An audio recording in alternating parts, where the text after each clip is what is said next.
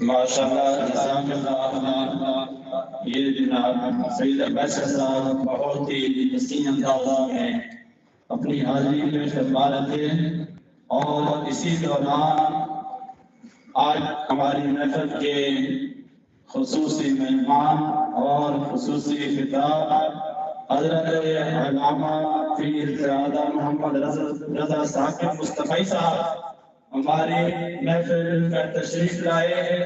ہم اقتدار شہر کی سرزمین عاصی پر میلاد مصطفیٰ صلی اللہ علیہ وآلہ وسلم کے سیمینار میں آمد پر دل کی عطاء سے خوش آمدید کہتے ہیں، اور جبکہ اب ان کی موجودگی میں ہماری کوئی بات کرنا، کوئی گفتگو کرنا سورج کو چراغ دکھانے کے مترادف ہے، تو میں اب بلا تاخیر ان کو دعوت دیتا ہوں، اور کہ اللہ تعالیٰ نے آپ کو وہ مقام و مرتبہ عطا فرمایا ہوا ہے، وہ اعزاز بخشا ہوا ہے کہ آپ کسی تعارف کے محتاج نہیں ہیں۔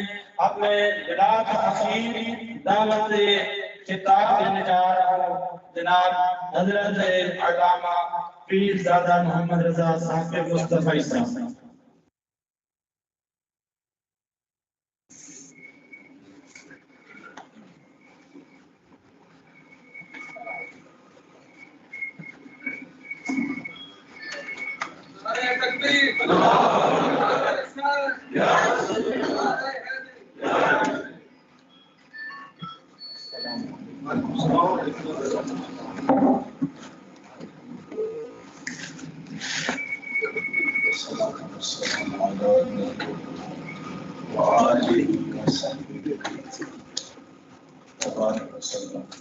حمد و تعریف و توصیف اللہ جل مجدہ کریم ذاتی و برکات کے لیے، جو خالق کائنات بھی ہے اور مالک شاشفات ہے۔ اللہ جل وعلا کی حمد و ثنا کے بعد رسول رحمت شفیع معظم محتشم حضور صلی اللہ علیہ وسلم کے ناز میں اپنی عقیدتوں، ارادتوں اور محبتوں کا خراج پیش کرنے کے بعد واجب الاحترام بالاحتشام عالی مرتبہ سامعین، بالخصوص سربراہ ادارہ حاضر صدر مجلس، آج کی منعقدہ تقریب بارگاہ رسالت مآب صلی اللہ علیہ وآلہ وسلم میں اپنی عقیدتوں، محبتوں اور امیدوں کا خراج پیش کرنے کے لیے آپ کے یہاں اس معزز حال میں انعقاد پذیر ہے۔ اللہ تعالی ہم سب کو حضور علیہ السلام کے ذکر کی برکتوں سے مالا مال۔ آقا کریم علیہ السلام کا تذکرہ نور ازل سے چھڑا ہے اور تا ابد رہے، اس سے فنائیت نہیں، اسے زوال نہیں۔ وَلَلْآخِرَةُ خَيْرٌ لَكَ مِنَ الْأُولَىٰ، اور آنے والی گھڑی گزرے ہوئے لمحے سے بہتر ہے حضور کے حق میں صلی اللہ علیہ وسلم۔ صدیوں قبل حضور اس دنیا میں جلوہ گر ہوئے تھے، لیکن ماحول کی شگفتگیاں بتاتی ہیں جیسے کوئی کل ہی گزر کے گیا۔ زمین سے آسمان تک، آسمان سے لامکان تک، کہاں بھولے تھے کس یاد میں خوشبو کہاں تک۔ ہم نے اتنا تذکرہ کسی کا نہ ہوتے دیکھا ہے نہ سنا ہے۔ میرے امام نے کہا تھا کان جدھر لگائیے تیری ہی داستان، عجیب کہانی ہے۔ اب یہ ربیع الاول کا موسم تو نہیں ہے، ربیع ثانی بھی نصف سے زیادہ کا فاصلہ طے کر رہا ہے، لیکن حضور کے ذکر کی لوگ مدہم نہیں ہو رہے۔ یہ چمن ہے کہ مہکتا ہی چلا جا رہا، اور عقیدتوں کے پھول ہیں کہ لوگ ہاتھوں میں نہیں، دست بستہ بارگاہ رسالت مآب میں سلامیاں پیش کر رہے ہیں اور اپنے لیے سعادتیں سمجھتے ہیں۔ خوش نصیب ہیں میں اور آپ لوگ، اللہ نے ہمیں حضور کا امتی بنایا۔ ایک فارسی شاعر نے کہا تھا کہ بڑی نازم کے ہستم امت ہے، تو میں اس بات پہ ناز کرتا ہوں کہ حضور میں آپ کا امتی ہوں۔ بڑی نازم کے ہستم امت ہے تو گناہ گارم و لیکن خوش نصیب۔ تو میری اور آپ کی خوش بختی ہے، میری اور آپ کی خوش قسمتی ہے کہ ہمیں حضور کی امت میں ہونے کا اعزاز ملا۔ پیغمبروں نے آرزویں کی حضور کی امت میں ہوں۔ ہاتھ پھیلا پھیلا کے دعائیں مانگتے رہے، ربنا وابعث فیہم رسولا۔ حضرت ابراہیم نے کہا مالک آنکھیں بوڑھی ہو گئی، اب بھیج بھی دے سے۔ حضرت عیسیٰ نے تو باقاعدہ نام لے کے بشارت دی، مبشرا برسول یاتی من بعد اسمہ احمد۔ دیکھو میرے بعد کوئی آیا جا رہا ہے، اس کا نام احمد ہوگا۔ ایک حواری نے کہا حضرت جس کے قصیدے آپ بھی پڑھ رہے ہیں کیا وہ آپ سے بھی افضل ہوگا؟ ہر مرید کا خیال ہوتا ہے کہ میرے پیر جیسا تو کوئی نہیں، ہر شاگرد سوچتا ہے کہ میرے استاد کا تو جوڑ ہی نہیں، ہر کارکن کہتا ہے کہ میرے لیڈر کی مثال ہی نہیں، اور ہر امتی بھی سوچتا ہے کہ میرا نبی تو پھر میرا نبی۔ جب حضرت عیسیٰ کو کسی کے قصیدے پڑھتے ہوئے دیکھا تو ایک حواری نے کہا انجیل برناباس کے اندر آج بھی یہ لفظ بہت ساری تحریف کے باوجود موجود ہے۔ کہا کہ حضرت جس کے قصیدے آپ بھی پڑھ رہے ہیں کیا وہ آپ سے بھی افضل ہوگا؟ تو حضرت عیسیٰ نے جواباً کہا افضل ہونے کی بات کرتے ہو، وہ تو اتنی عظمتوں کا حامل ہے، اگر اس کے نالین کے تسمے کھولنے کی سعادت ابن مریم کو مل جائے تو یہ بھی مقدر کی بات ہے۔ میں اور آپ اس محبوب کی امتی ہیں اور اس پر ہمیں ناز بھی ہے اور اس وجہ سے ہمارے قدر کی ذمہ داریوں کا بوجھ بھی ہے۔ باقی رہی حضور علیہ السلام کی صورت میں اللہ کے انعام پر شکرانے کی صورت، تو آئیے میں آپ کے سامنے سب سے پہلے ایک خوبصورت منظر رکھنا چاہتا ہوں، ایک مجلس نور کا، ایک محفل میلاد کا، ایک ذکر رسول کی محفل کا، جس کو منعقد ہونے کے لیے مسجد نبوی کا صحن میسر ہے۔ صحیح حدیث میں ہے کہ اللہ کے محبوب حجرہ انور سے مسجد میں تشریف لائے تو صحابہ ایک مجلس بپا کی ہوئے تھے، تو آقا کریم ان کے پاس آ کے رکے اور فرمایا ما اجلسکم، یہ جلسہ کاہے کا ہے، کیوں بیٹھے ہو؟ تو انہوں نے کہا جلسنا نذکر اللہ ونحمدہ علی ما ہدانا لدینہ ومن علینا بک۔ حضور ہمارے بیٹھنے کا مقصود یہ ہے کہ ہم اللہ کی حمد بول رہے ہیں، اس کا شکریہ ادا کر رہے ہیں اس بات پر کہ اس نے ہمیں ہدایت دین عطا کی اور آپ کی صورت میں ہمارے اوپر انعام فرمایا، ہمیں آپ عطا کر دیے گئے، ہمیں دین کا نور نصیب ہوا، اس پر رب کا شکرانہ ادا کرنے کے لیے ہم یہاں بیٹھے ہیں۔ پھر لفظ سن لیجئے، نذکر اللہ ونحمدہ علی ما ہدانا لدینہ ومن علینا بک، آپ کی صورت میں جو احسان ہوا اور دین کی نعمت غیر مترقبہ ہمیں جو نصیب ہوئی، اس پر ہم اس کا شکریہ ادا کر رہے ہیں، حمد بول رہے ہیں، ذکر کر رہے ہیں اور اس کا شکرانہ ادا کر رہے ہیں۔ آپ سے کوئی پوچھے یہاں کیوں بیٹھے ہو تو آپ بھی یہی کہیں گے اور بات ختم ہو جائے گی، لیکن حضور نے ان سے کہا کیا تم اس بات پہ قسم دے سکتے ہو کہ اسی لیے بیٹھے ہو، حلف اٹھا سکتے ہو؟ تو اب یہ بظاہر حلف لینے کا موقع نہیں ہوتا، بظاہر تو ایسا ہی ہے، لیکن صحابہ نے کہا جی حضور ہم حلف دیتے ہیں۔ آقا کی فرمایا ٹھیک ہے مجھے آپ حلف لیجیے، تمہارے بیٹھنے کا کوئی اور مقصد نہیں۔ باقاعدہ صحابہ نے حلف دیا، حضور نے ان سے قسم دی۔ جب حلف ہو گیا تو صحابہ کے ذہنوں میں سوال تو تھا کہ یہ سوال، یہ بات حلف کی تو نہیں تھی، حضور نے ہم سے حلف لیا، حلف تو لیا جاتا رفع شک کے لیے اور کسی تردد کو دور کرنے کے لیے، تو یہاں تو کوئی ایسا تردد تھا ہی نہیں، پوچھا کیوں بیٹھے؟ ہم نے کہا اس مقصد کے لیے بیٹھے۔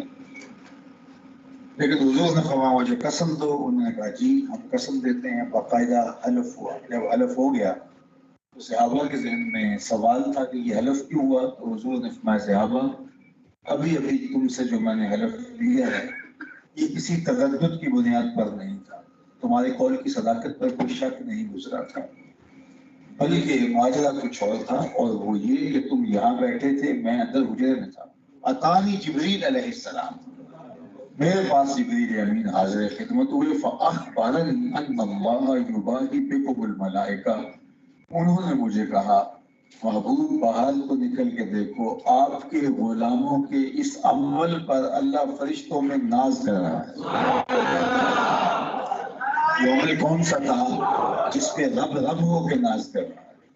وہ صحابہ مل بیٹھ کے دین کے نصیب ہونے پر جو سب سے بڑی دولت اس دنیا میں ہمیں نصیب ہوئی ہے، اور حضور کی صورت میں جو نعمت عظمیٰ نصیب ہوئی ہے، اس پر اللہ کا شکرانہ ادا کر رہے ہیں۔ تو اللہ کی رحمتوں سے بعید نہیں کہ ہماری آج کی مجلس بھی قبول کر دی جائے اور اللہ فرشتوں سے کہے کہ دیکھو صدیاں بیت گئیں اور یہ آج بھی بیٹھ کے اس نعمت کا شکرانہ ادا کر رہے ہیں۔ باقی جہاں تک حضور کی صورت میں انعامی خداوندی کے شکرانے کا حق ہے وہ تو ادا نہیں ہو پائے گا۔ ہمارے بدن پہ اتنے بال نہیں ہیں جتنے رسول اللہ کے احسانات ہیں۔ ہمارا بال قرض رسالت میں جکڑا ہوا ہے۔ یہ ایک دن کی مجلس رحمت کیا، ایک دن کا محفل میلاد کیا، ایک دن کی سیرت النبی کانفرنس کیا، ایک دن کا، اور اس عنوان سے کوئی بھی عنوان دے دے ایسی محافل کو، یہ ایک دن کی مجلس کیا، ساری زندگی بھی گزارنے حق کے شکر کے لیے ڈالا۔ خدا شناسی تو بڑی دور کی بات ہے، ہم خود شناس بھی نہ ہوتے اگر حضور تشریف نہ لاتے، ہمیں اپنا آپ بھی معلوم نہ ہوتا کہ ہم کون ہیں۔ مجھے بتاؤ کہ انسان اشرف المخلوقات ہونے کے باوجود وَلَقَدْ كَرَّمْنَا بَنِي آدَمَ کا تاج اس کے سر پہ رکھا ہوا ہے، لیکن یہ درختوں کو، اشراط الارض کو، چوپایوں کو، چوہوں کو، بچھوؤں کو، سانپوں کو، اشراط الارض کو، چلتی آگ کو، بہتے پانیوں کو، چلتی ہواؤں کو اپنا معبود سمجھ رہا ہے۔ اجرام پلیہ کے آگے سجدہ ریز ہے، یہ جانوروں کو اپنا معبود سمجھتا ہے، اپنے ہاتھوں سے بت تراشتا ہے اور پھر ان کے آگے اپنی پیشانی کا تقدس پامال کرتا ہے۔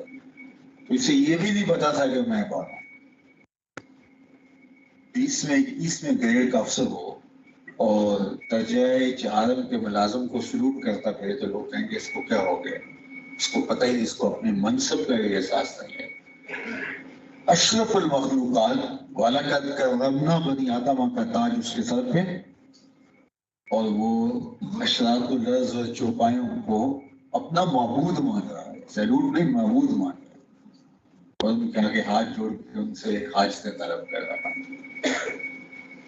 یہ تو میرے حضور آئے جنہوں نے آ کے بتایا کہ یہ تیرے نوکر ہیں، تیری دہلیز کے گداگر ہیں، تیری خدمت اور ضرورت کے لیے پیدا کیے گئے ہیں، تیرے معبود نہیں تو دیکھ یہ درخت ہیں، تو ان کو اپنا معبود سمجھتا ہے، ذرا ان کو میرا پیغام دیتے درختوں کو، دوڑتے ہوئے قدموں میں سلامی کرنے آتے ہیں نہیں آتے، چاند سورج ستاروں کو پوچھتا دیکھ انگلی اٹھتی ہے اور ٹکڑے ہو کے قدموں میں آتا ہے۔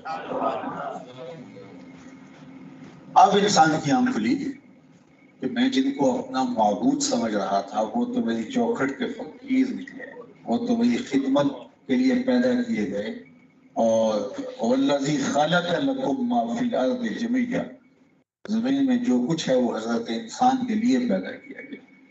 تو اب اس کی آنکھ کھلی کہ میں کون ہوں، اور اب اس کا لہجہ بدل گیا، اس کی ٹون ہی تبدیل ہو گئی۔ اب اس کا بدلا ہوا لہجہ دیکھیے، جو ہاتھوں سے مٹی کے مجسمے بناتا تھا اور ان معلوموں کو پوجتا تھا، جو لکڑی کے وسن تراشتا تھا اور اپنی پیشانی کا تقدس ان کے چرنوں میں پامال کرتا تھا، جو پتھر کے اصنام تراشتا تھا اور ان کو اپنا معبود مانتا تھا، اور اس کی پیشانی کا تقدس کہاں کہاں پامال نہیں ہوتا تھا۔ انسان کی تاریخ پڑھیں، اس نے تو وہ جو آپ نے دیکھا ہوگا مچھلی پکڑنے کے لیے کانٹے کے ساتھ کیچوا لگایا جاتا ہے، کسی زمانے میں یہ بھی انسان کا معبود ہے۔ बंदरों को इसने खुदा माना, बिच्छुओं और सांपों को इसने खुदा माना, दरख्तों को खुदा माना, दरख्तों की जड़ों को पूजता रहा, उनके पत्तों और शाखों को अपना खुदा मानता रहा। अल्लाह अकबर। अब इंसान जब हुजूर की दहलीज पे आया, हुजूर ने इसको इसके मुकाम से आगाह किया तो उसका लहजा बदल दिया। अब इसका बदला वो लहजा देखिए। अब ये बोलता है, फरिश्ता कहने से मेरी तौकीर घटती है, मैं मसजूद मलाइक हूँ, मुझे इंसान रहने दो। कहता है मुझे फरिश्ता भी ना कहो, इससे भी मेरी शान में फर्क आता है।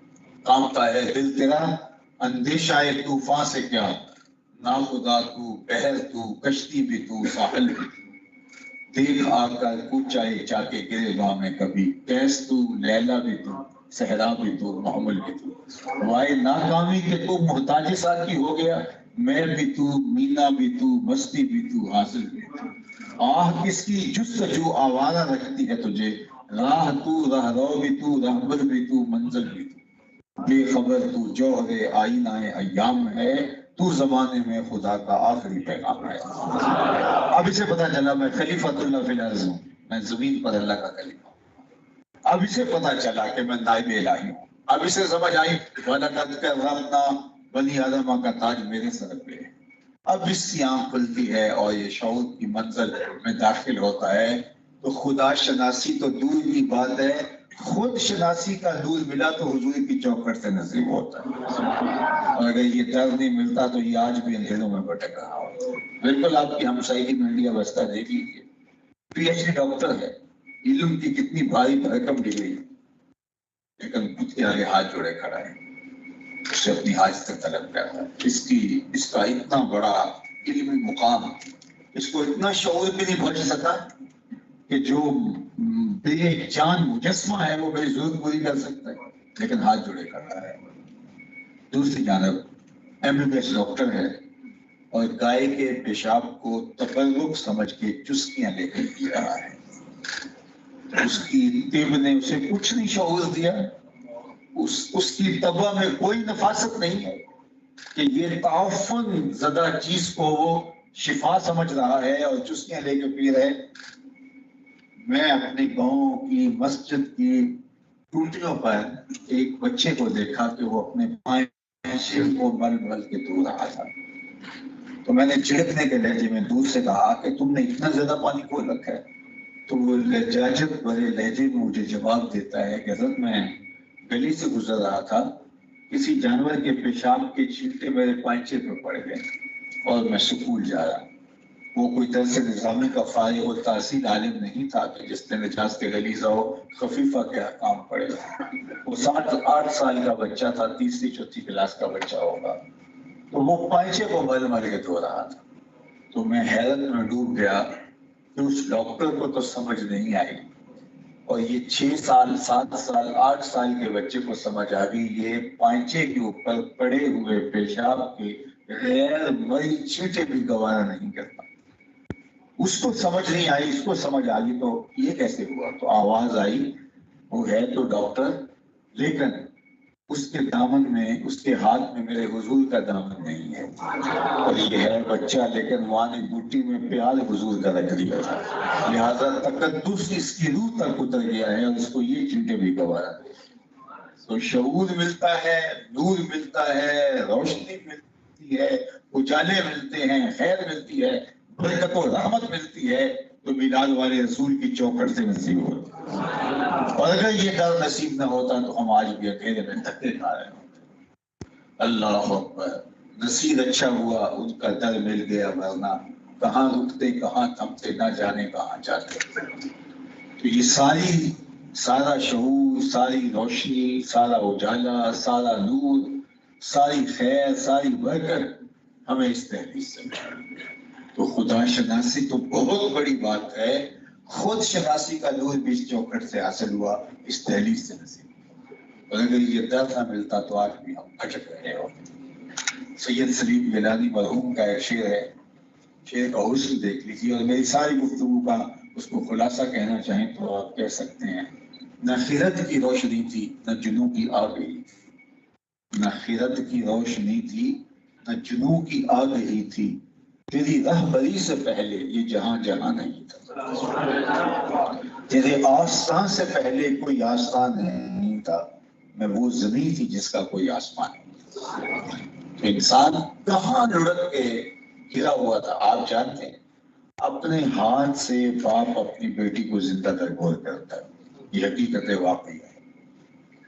اللہ اکبر، کتنا گھنونا جرم ہے۔ جرم آج بھی ہوتے ہیں لیکن ظالم منہ چھپاتا ہے، لیکن کتنا صفات دور تھا۔ سکا باپ، حقیقی باپ اپنی بیٹی کو اپنے ہاتھ سے زندہ درگور کرتا ہے، مٹیاں ڈھیل دیتا ہے، اس کی سانسیں دب جاتی ہیں اور وہ گھٹ گھٹ کے اس ریت میں مر جاتی ہے، اور باپ اتنا ہوا فخر سے واپس پلٹتا ہے کہ میں نے اپنی پگڑی کا قرض نیچا ہونے سے بچا لیا، میں نے اپنی آبرو کی حفاظت کر لی۔ حالانکہ اتنا بڑا جرم ہے۔ وَإِذَا الْمَوْءُودَةُ سُئِلَتْ بِأَيِّ ذَنبٍ قُتِلَتْ، قیامت کے دن قبروں میں گڑی ہوئی بچیاں اٹھائی جائیں گی، ان کے ظالم باپ کے ٹہرے بن گئے۔ یہ بات ذہن میں رکھیے، قیامت کے دن سب سے پہلا سوال نماز کا ہوگا اور سب سے پہلا فیصلہ قتل کا ہوگا۔ اول ما یحاسب بہ العبد یوم القیامہ القتل، سوال نماز کا سب سے پہلا ہوگا، لیکن سب سے پہلا جو اللہ فیصلہ کرے گا وہ قتل کا ہوگا۔ جس نے کسی شخص کے قتل میں، حدیث پاک میں آیا، آدھے جملے سے بھی مدد کی، ہلا شیری بھی دے دی، پورا جملہ بھی نہیں تھا، آدھے جملے سے بھی مدد کی، قیامت کے دن جب اٹھے گا تو اس کی دو آنکھوں کے درمیان لکھا ہوگا آئسوں میں رحمت اللہ، یہ بندہ اللہ کی رحمتوں سے محروم ہے۔ جس نے کسی ایک شخص کو قتل کیا اس نے پوری انسانیت کا قتل کیا، جس نے ایک شخص کی زندگی بچانے کا سبب جو بنا اس نے گویا پوری انسانیت کو بچایا۔ یہ ہمارا دین ہے، اللہ اکبر۔ لیکن وہ بچیاں، ان کا قتل کے کیس میں پہلے لایا جائے گا، کیونکہ ان کی کوئی ایف آئی آر درج نہیں ہوئی۔ جب وہ قتل کی گئی تھی تو کہیں ان کا پرچہ نہیں کٹا، جب وہ زندہ درگور کی گئی تھی تو کوئی وہ موم بتی جلانے والی آنٹیاں نہیں تھی جنہوں نے ان کے حق میں آواز اٹھائی ہو، وہ دب گئی اور معاشرے نے بھی داد دی۔ اب ایک دن تو آنے والا ہے جب فیصلہ ہوگا، اور قیامت کے دن سب سے پہلے قتل کا فیصلہ ہوگا، اور قتل میں بھی ترجیحاً ان کا فیصلہ پہلے لایا جائے گا، اور ان کے ظالم باپ کھڑے کیے جائیں گے اور وہ بیٹیاں اٹھائی جائیں گی۔ اللہ ان بیٹیوں سے سوال کرے گا، یہ ذنب قتلت، کس جرم میں قتل کی گئی؟ اچھا، علماء کرام سے پوچھئے کہ قاتل سامنے کھڑے ہیں تو مجرم سے پوچھے جاتی ہے نا وجہ جرم، ہماری عدالتوں میں کیسے ہوتا ہے کہ مجرم سے اسباب جرم پوچھے جاتے ہیں، تم نے کیوں قتل کیا، کیا واقعہ ہوا، محرک کیا ہوا، تو وہ بتاتا ہے۔ لیکن یہاں اس طرح بات نہیں کی جا رہی، ان سے نہیں کہا جا رہا تم نے قتل کیوں کیا، بلکہ کہا جا رہا ہے بے کی ذنب قتلت، یہ قتل کیوں کی گئی، ان کا کیا قصور تھا۔ اللہ اکبر۔ علماء نے کہا کہ بیٹیوں کا قتل اتنا گھنونا جرم ہے کہ اللہ ان کے ظالم باپوں سے بات کرنا بھی گوارا نہیں کرتا، وہ اتنے بڑے مجرم ہیں، اور ایسا جرم ڈٹائی سے ہوتا ہے۔ پھر ایک آواز گونجتی ہے، ذرا اس کو سنیے، آپ نے سنی ہے، پہلی بار نہیں سننے جا رہے، لیکن اس کو آپ نے تحسینی کلمے کے طور پہ سنا ہے، لیکن یہ کلمہ جہاد تھا اس ظالمانہ سماج کے خلاف۔ اگرچہ کلمہ تہذیب بھی ہے، کلمہ محبت بھی ہے، لیکن ہم نے ہمیشہ اس تناظر سے اس کو سنا۔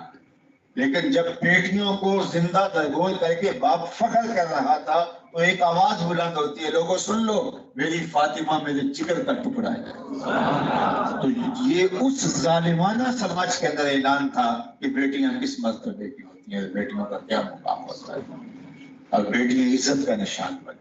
میرے استاد فرمایا کرتے تھے بیٹی گھر کی رونق ہے، بیٹی چار دیواری کی آبرو ہے، اور پھر آخر میں فرماتے تھے بیٹی باپ کے جنازے کی رونق ہے۔ تو بیٹی تو پھر عزت کا نشان بن گئی، وقار کی علامت بن گئی۔ اللہ اکبر۔ جہاں بیٹیاں زندہ درگور ہوتی تھی وہاں حضور کیا فرماتے ہیں کہ جو دو بیٹیاں یا دو بہنیں ان کی تربیت کرے، پروان چڑھائے اور اللہ کی رضا کے لیے ان کو جو ہے وہ نکاح ان کا کر دے، قیامت کے دن وہ میرے نیڑے اس طرح ہوگا جس طرح یہ دو انگلیاں کری۔ تو مجلس میں ایک صاحب اٹھتے ہیں اور عرض کرتے ہیں حضور اگر کسی کی دو بیٹیاں نہ ہو، ایک بیٹی ہو تو فرمایا ہاں اس کو بھی اعزاز ملے گا. تو کہاں اس کے پیچھے جھانکی اس کی ایک بیٹی ہوگی, کہاں بیٹیاں زندہ درگور کی جا رہی ہیں, اور کہاں جس کی ایک بیٹی ہے وہ آرزو کر رہا ہے کاش کہ میری بھی 2 بیٹیاں ہیں. تو یہ عزت عطا کر. یتیم کو دھکے دیے جاتے تھے. قرآن نے کہا نا فذالک الذی یدعو الیتیم, یہ وہ بدنصیب شخص ہے جو یتیم کو دھکے دیتا ہے. جب یتیم کو دھکے دیے جاتے تھے, اور یہ عام تھا, کھانا دے دیتے تھے یتیم کو لیکن وہ عزت سے نہیں دیتے تھے. یہ بات ذہن میں رکھیے, یہ بنیادی نقطہ ہے. اللہ تکرمون الیتیم, کہا تمہارا مسئلہ یہ نہیں ہے, تمہارا مسئلہ یہ ہے کہ تم یتیم کو عزت نہیں دیتے. کسی کو کھانا دینا اور کسی کو عزت سے دینا, اس دونوں میں فرق ہے, اور ہم بعض کا اس فرق کو نہیں سمجھ پاتے. یہ جو اجتماعی شادیاں ہوتی ہیں, تو مجھے ایک دفعہ سیٹ کے کچھ لے گئے لوگ سختی سے کہ نہیں آپ نے آنا ہی آنا. میں نے کہا مجھے لگ رہا ہے کہ جس طرح کا ماحول وہاں ہوگا میری طبیعت پہ بوجھ ہوگا, لیکن ان کے اثرات پہ میں چلا گیا تو واقعی ایسا تھا. ایک طرف 8, 10, 15 جو ہے وہ دلہنیں بیٹھی تھیں اور ایک طرف دلہے بیٹھے ہوئے تھے.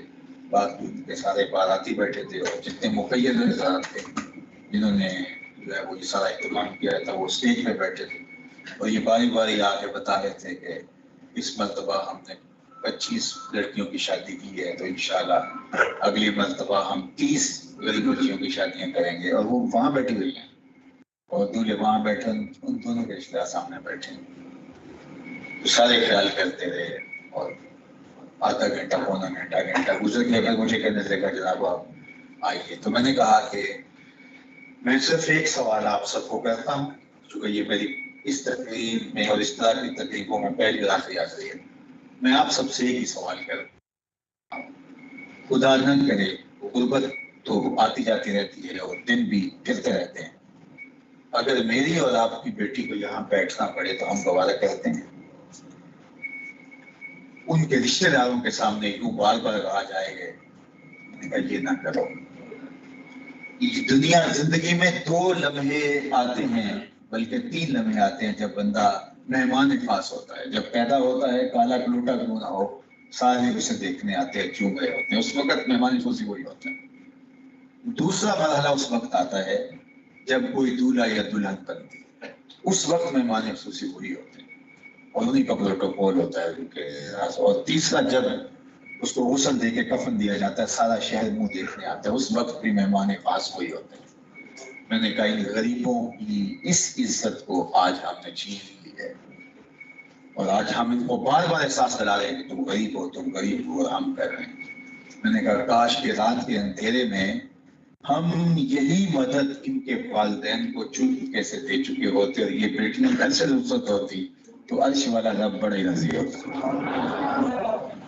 الحمدللہ میں کوئی ایسی بات نہیں کرتا ہے. اس کے بعد انہوں نے یہی فیصلہ کیا, اور اس کے بعد ہو سکتا ہے وہ 100 تک کرتے ہوں گے ہر سال, یا کام کرتے ہوں گے یا زیادہ, مجھے یہ علم نہیں ہے, لیکن انہوں نے فیصلہ کیا کہ دوبارہ ہم ایسا نہیں کریں گے. تو مسئلہ کھانا دینے کا نہیں ہے, مسئلہ عزت دینے کا ہے. بچا ہوا کھانا باہر پھینکنے کی بجائے کسی باہر مانگنے والے کو دے دو, یا کسی مدرسے میں بھیج دو, یا بانٹ دو, وہ کوئی بات نہیں ہے. اصل عزت سے کھانا کھلانا, تکریم سے کھانا کھلانا. تو وہ کھانا یتیم کو دے دیتے تھے, لیکن یتیم کو عزت نہیں دیتے تھے. انسان سب سے پہلے اپنی عزت مانگتا ہے, کھانا بھی عزت سے ملے تو وہ کھانا اس کے لیے باعث تسکین ہوتا ہے. تو فرمائیں کہ یتیم کو دھکے دیتے ہیں, کھانا تو دیتے ہیں لیکن دھکے دیتے ہیں, اور اس کی وجہ علماء تاریخ نے لکھی ہے کہ وہ یتیم کو منحوس خیال کرتے تھے. وہ کہتے تھے ان کی ضرورت پوری کر دو, جلدی جلدی ہمارے گھر کے سامنے سے, اس لیے کہ ہمارے بچوں میں یہ نحوست نہ آ جائے. جس زمانے میں یتیم کو دھکے دیے جاتے تھے, اور یہ قرآن نے کہا فذالک الذی یدعو الیتیم, یہ وہ بد نصیب لوگ ہیں جو یتیموں کو دھکے دیتے ہیں. یتیم کا کیا قصور ہے؟ اگر اس کا باپ فوت ہو گیا تو اس کا کیا قصور ہے؟ اس کا دل, اس کے جذبات, اس کی خواہشات تو ہم بچے کی طرح ہیں, لیکن ہم نے کیسے اس کو حقیر جان لیا اور کیسے اس کو محبوب سمجھ لیا. اور اس کے ساتھ ہم نے اگر کوئی شفقت کی تو اس کو اس طرح سے کیوں ہم نے تاثر دیا کہ ہم آپ کے اوپر کوئی بہت بڑی مہربانی کر رہے ہیں؟ تو یتیم کو دکھ دینا ہے یہ. تو جب یتیم کو دھکے دیے جا رہے ہیں، میرے حضور اس زمانے میں فرماتے ہیں آنا وکافل الیتیم کا ہاتھ ہے یوم القیامہ، میں اور یتیم کی کفالت کرنے والا قیامت کے دن اس طرح نیڑے ہوں گے جس طرح یہ دو انگلیاں کرے گا. اس کائنات میں سب سے اچھا گھر کون سا ہے؟ تو آپ تو کہیں گے جو اسلام آباد میں ہے، کوئی کہے گا جو عالی نصب سوسائٹی میں، کوئی کہے گا جو پہاڑ کے دامن میں ہے، کوئی کہے گا جناب جو بر سڑک ہے.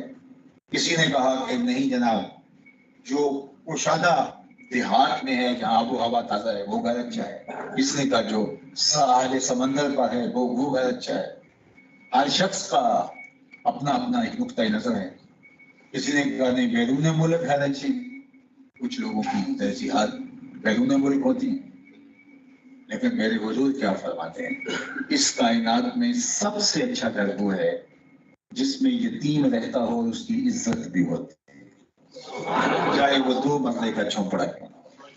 یتیم رہتا ہو اور اس کی وہاں عزت بھی ہو، تذلیل ہو کے نہ رہ رہا ہو، تذلیل نہ ہوتی ہے، ذلیل ہو کے نہ رہ رہا ہو. اللہ اکبر. ہمارے دین نے تو ہمیں یہاں تک کا سبق دیا کہ جب بچے اکٹھے کھیل رہے ہوں، تمہارا بچہ بھی ان بچوں میں کھیل رہا ہو اور تم نے اپنے بچے کو بلانا ہو تو اس کو آواز دے کے بیٹا کہہ کے نہ پکارنا، اس کا نام لے کے آواز دینا. اس کو بیٹا کہہ کے پکارنے میں کیا حرج ہے؟ ہمارا بیٹا ہی تو ہے. کہا نہیں، ہو سکتا ہے کھیلنے والوں میں کوئی یتیم بھی کھیل رہا ہو، اور جب تم اپنے بیٹے کو بیٹا کہہ کے پکارو گے تو اس کو اپنا باپ یاد آ جائے گا. بیوہ کے سامنے اپنی بیوی سے ملاطفت کرنے سے روکا ہے. اللہ اکبر. غریب کے سامنے اپنی دولت کی نمائش کرنے سے روکا ہے. بلکہ میں نے تو کہیں پڑھا ہے کہ غریبوں میں بیٹھ کے ہاتھ چمرے کی باتیں سنانے سے بھی روکا ہے کہ جو ہے وہ بے چین ہو جائیں گے اور بار بار آپ سنائیں گے. سفر کر کے آئے ہیں اور آپ آگے غریبوں میں بیٹھ کر اس کی کہانیاں سناتے ہیں تو ان کو بے چینی ہو. بلکہ حضور نے تو فرمایا اپنے گوشت کی خوشبو سے غریب ہمسائے کو تکلیف نہ دو. یا تو تھوڑا سا پانی زیادہ ڈال لو اور شوربہ تھوڑا سا پانی زیادہ ڈال لو، شوربے کی پیالی ہمسایوں کے گھر بھی بھیج دو. اگر ایسا نہیں کر سکتے تو ایسے زاویے میں پکاؤ کہ غریب کے بچے سو چکے یا ان تک خوشبو نہ پہنچے. کیونکہ اگر وہ ضد کر بیٹھے تو بلکتے بچوں کے آنسو کون پہنچے گا؟ دوپہر کو سلا دیتی ہے وہ بچوں کو اس ڈر سے گلی میں پھر کھلونے بیچنے والا نہ آ جائے. تو معاشرے میں سب لوگوں کو دیکھنا ہوتا ہے کون کیا ہے. ہم تو اپنی نمائش کے لیے ہوتے ہیں. کسی نے کہا تھا نا کہ امیر لوگ آسائش نہ چھوڑیں، بلے نہ چھوڑیں، لیکن نمائش چھوڑ دیں تو غریبوں کی جان سوتی ہو سکتی. آسائش نہ چھوڑیں، نمائش چھوڑ دیں. لیکن ہم نے تو لوگوں کی زندگی اپنی نمائش کی وجہ سے اوکے کر رکھی اور جس کا نتیجہ یہ معاشرہ جہنم زار بنا ہوا ہے. تو یہ معاشرہ اچھا معاشرہ تبھی بنے گا جو حضور کے لائق طریقے کے مطابق اس کو خوبصورت بنانے کی ہم کوشش کریں گے. تو اللہ کے محبوب علیہ السلام نے ہمیں جو دین دیا وہ ہمدردی کا دین ہے، وہ احساس کا دین ہے، وہ محبت کا دین ہے، وہ پیار کا دین ہے، دوسروں کا خیال رکھنے کا دین ہے. اللہ اکبر. خیرکم، سب سے افضل دین کون سا ہے؟ دین کی کون سی شکل سب سے افضل ہے؟ اللہ اکبر. کہ بھوکوں کو کھانا کھلانا اور رہنا بدن لوگوں کو لباس دینا اور جس کو تم پہچانتے ہو یا نہیں پہچانتے اس کو سلام کرنا.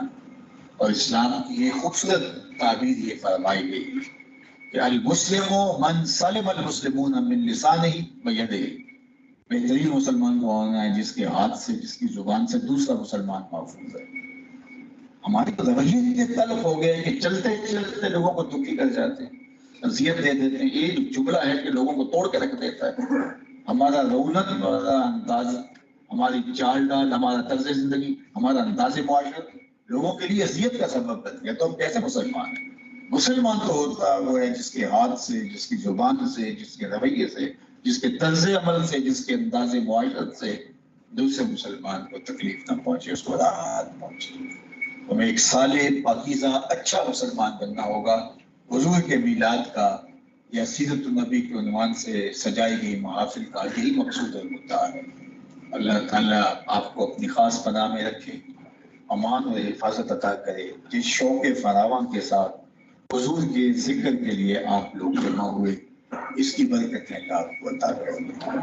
میں بار دیگر اپنے منتظمین کا، صدر مجلس کا شکر گزار ہوں کہ اللہ تعالیٰ جل شانہ نے آپ کو یہ توفیق دی اور آپ کے بہانے سے اتنے لوگوں تک وہاں پہنچانے میں جو ہے وہ کامیاب ہوا۔ میری آرزو ہے کہ جو کہا ہے اللہ دلوں میں اتار دے، ہم سب کو اپنے محبوب کی سچی غلامی عطا کرے۔ یہ تھوڑی سی زندگی ہے، تھوڑی سی، یہ ٹوٹ کے بکھر جانے والا خواب ہے، ختم ہو جانے والی زندگی، اصل زندگی آخرت کی ہے۔ تو اس مختصر زندگی کو آخرت کے لیے بسر کرنے کے اللہ توفیق دے، جو کہا گیا اس کو روح میں اتار دے اور آپ کے اس ادارے کو بہت ساری برکت عطا کرے۔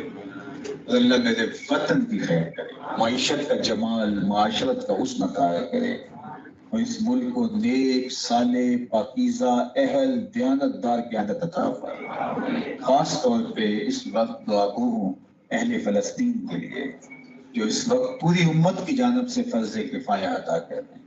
فلسطین صرف فلسطینیوں کا نہیں ہے، مسجد اقصیٰ پوری امت کی غیرت کا نشان ہے، لیکن وہ کٹ رہے ہیں، بچے بھی کٹ رہے ہیں، قربان ہو رہے ہیں، اور 56-57 اسلامی ممالک بھی اسی کی چادر تان کے سوئے ہوئے۔ ایسا کبھی نہیں ہوا تھا، ایسی بدترین صورتحال ہے اور ایسی بے حسی ہے کہ الیاس باللہ، مسلمان کو جزو واحد کی طرح کہا گیا ہے۔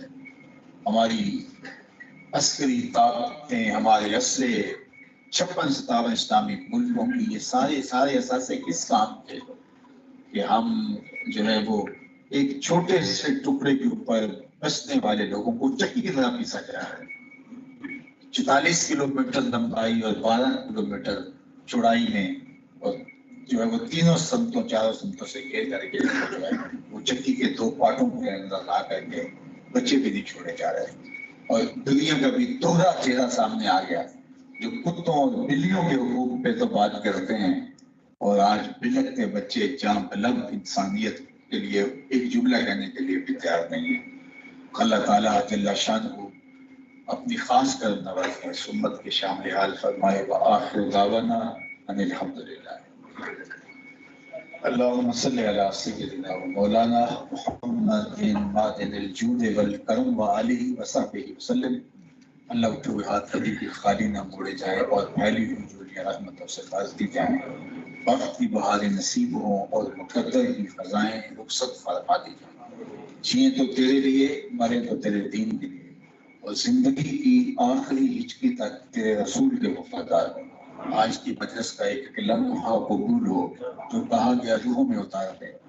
اللہ اس ادارے کو برکتیں عطا فرما، منتظمین کو خاص طور پہ رحمتوں سے نوازا، میرے وطن کی خیر فرما، فلسطین کو آزادی کی بہاریں عطا فرما، قبلہ اول کی آزادی کے سما پیدا کر، 56-57 اسلامی ممالک کے حکمرانوں کو غیرت کا نور عطا کر، بٹکے ہوئے آہو کو پھر سوئے حرم لے چل، اس شہر کے خوب گھر کو پھر وسعت صحرا دے۔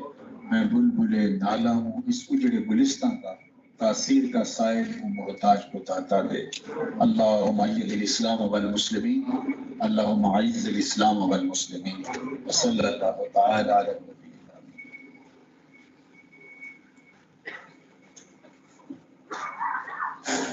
تمام احباب سے گزارش ہے کہ تمام احباب اپنی اپنے رشتوں پہ تشریف رکھیں۔ جب تک تبرک وغیرہ تقسیم نہیں ہو جاتا تو تمام احباب اپنی اپنی نشستوں پہ تشریف رکھیں۔ ماشاء اللہ نہایت ہی خوبصورت انداز میں حضرت پیرزادہ محمد رضا صاحب مصطفی صاحب بہت ہی حسین انداز میں قرآن کریم کی آیات بینات اور تعلیمات طیبہ صلی اللہ علیہ وآلہ وسلم سے ہماری رہنمائی فرما رہے تھے، اپنا فکر انگیز بیان فرما رہے تھے۔ ہم انتہائی مشکور ہیں کہ انہوں نے قیمتی وقت اپنا نکال کر ہمیں اپنی محبتوں سے نوازا۔ اللہ تعالیٰ کی بندہ اقدس میں دعا ہے کہ خالق کائنات تا دیر کا سایہ ہمارے سر پر قائم و دائم فرمائے۔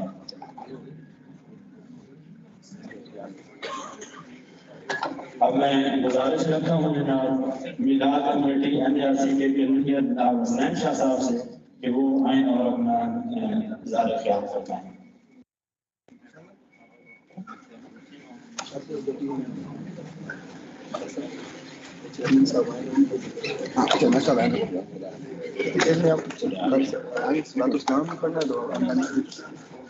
ان الحمد والشکر للہ رب العالمین والصلاۃ والسلام علی سید الانبیاء والمرسلین۔ الحمدللہ چیئرمین صاحب بھی آؤٹ آف کنٹری سے تشریف لائے ہیں۔ میں سب سے پہلے اپنے میلاد کمیٹی اور NRC سارے ساتھیوں کا شکر گزار ہوں، اور سب سے بڑھ کر حضرت علامہ پیرزادہ ثاقب رضا مصطفی صاحب کا کہ حضرت صاحب ہمارے سارے ساتھی کوئی 3-4 سال سے اس کوشش میں تھے اور ان سب کی خواہش تھی، آپ نے ان کی خواہش پوری کی، اللہ تعالیٰ آپ کو مزید عزت سے نوازے۔